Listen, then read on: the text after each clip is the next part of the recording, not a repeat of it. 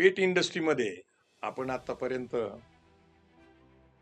Breeding, त्याच्यानंतर food, health related बोललो. याच्या व्यतिरिक्त याच्यात काय व्यवसायाच्या संधी आहेत? आदित्य, जरा तू विस्ताराने सांग थोडस. दादा, याच्या पलीकडे भरपूर संधी उपलब्ध आहे. ग्रूमिंग एक मोठं मार्केट आहे इंडियामध्ये, बूमिंग मार्केट आहे. बर. पेटमध्ये आता जो खर्च होत होता तो 65% फूडवरती, 15% वेटरनरी मध्ये होत होता. पण आता सर्व्हिसेसचं मार्केट हे 40% ग्रो होण्याचं एस्टिमेट आहे. म्हणजे त्याच्यामध्ये सर्व्हिसेस कुठल्या, तर पेट ग्रूमिंग, त्याच्यामध्ये पेटचा स्पा, पेटचा हेअरकट, पेटचा वॉश, या सर्व्हिसेस आल्या. नंतर पेटसाठी बोर्डिंग आणि ट्रेनिंग ह्या एक ऑप्शन्स उपलब्ध आहेत, की ज्याच्यामध्ये पेटसाठी हॉस्टेल आहे. तुम्हाला कदाचित गावाला जायचं असेल त्यावेळेला तुम्ही त्या पेटला तिथे सोडू शकता. तिसरी संधी उपलब्ध आहे म्हणजे जी आपण खूप आश्चर्यजनक वाटू शकते, ती म्हणजे डॉग वॉकिंग.